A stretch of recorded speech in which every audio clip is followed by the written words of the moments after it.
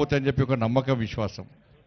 దాంతోపాటు అమ్మవారి బోనానికి చుట్టూ పసుపు పెట్టడం, వేపాకుతో అలంకరించడం, దీనివల్ల బ్యాక్టీరియా వైరస్ అన్నీ కూడా నాశనమైపోతాయని చెప్పి మన ప్రాణాలు పైలంగా ఉంటాయని చెప్పి ఒక నమ్మకం విశ్వాసం ఇలా సమాజంలో పట్టింది.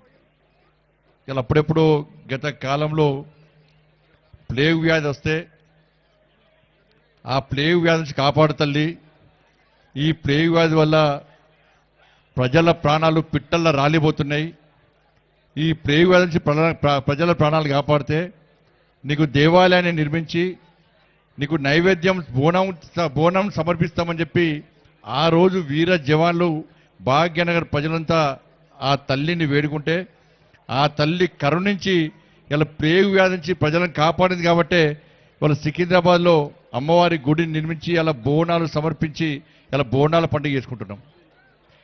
ఇక్కడ మూసీ నది ప్రాంతంలో మూసీ వల్ల మొత్తం అతలాకుతలం అవుతుంటే, భాగ్యనగర్ అంతా అతలాకుతలం అవుతుంటే ఈ మూసీ బారి నుంచి ప్రజలను కాపాడు తల్లి, ఈ మూసీ బారి నుంచి ప్రజలను కాపాడితే నీకు ఇష్టమైన నైవేద్యం బోనం సమర్పిస్తామని చెప్పి ఇక్కడ ప్రజలు ఆ అమ్మవారిని వేడుకున్న తర్వాత అమ్మవారి కరుణా కటాక్షల వల్ల ప్రజలు ప్రాణాలతో బయటపడితే ఇలా లాల్ దర్వాజా అమ్మవారికి, సింహవాహిని అమ్మవారికి ఇలా బోనం సమర్పించడం గతం నుంచి ఆనవాయితీగా వస్తున్నది. ఇది సనాతన ధర్మాన్ని కాపాడుకోవడం, హిందూ సాంప్రదాయాన్ని ఇలా కాపాడుకునే ప్రయత్నం మనం చేస్తున్నాం. ఇవాళ తరాలు అంతరాలు ఏర్పడ్డా ఈ బోనాల పండుగ మాత్రం తరాల నుంచి వస్తున్నది. ఒక పండుగ వాతావరణంలో మనం చేసుకుంటున్నాం. ఇప్పుడు ఒక శక్తివంతమైన పండుగ. నేను ప్రతి సంవత్సరం కూడా ఈ లాల్ దర్వాజా ఈ టెంపుల్కి వచ్చి ఈ సింహవాహిని అమ్మవారిని దర్శించుకోవడం, అమ్మవారి కరుణా కటాక్షలతో ఇంకా ఈ ధర్మం కోసం, ఈ దేశం కోసం, ఈ హిందూ సమాజం కోసం, సనాతన ధర్మ రక్షణ కోసం, మన సంస్కృతి సాంప్రదాయాలను కాపాడు కోసం నా వంతు ఒక హిందూగా పుట్టినందుకు నా వంతు తృణమో ప్రణమో కష్టపడి పనిచేసేటువంటి అవకాశం ఆ తల్లి దయవలనే, ఆ తల్లి ఆశీర్వాదం వల్లనే వస్తుంది వాళ్ళకి. మరి ఇలా భాగ్యనగర్లో మొత్తం పొద్దున్న తిరుగుతున్నాను నేను. చాలా ఉత్సాహం అనిపిస్తున్నది. ఎందుకంటే సింహవాహిని అమ్మవారి దయ వల్ల, భాగ్యలక్ష్మి అమ్మవారి కరుణా కటాక్షల వల్ల ఏ కష్టం వచ్చినా ఏ ఇబ్బంది వచ్చినా భాగ్యలక్ష్మి అమ్మవారిని తలుచుకుంటే మన కష్టాలు తొలగిపోతాయని ఒక నమ్మకం. నేను కూడా ప్రజా సంగ్రామ యాత్ర చేసినప్పుడు ఆ భాగ్యలక్ష్మి అమ్మవారి పాదాల సాక్షిగా ఆ కార్యక్రమం ప్రారంభించినాం. కాబట్టి ఇవాళ తెలంగాణ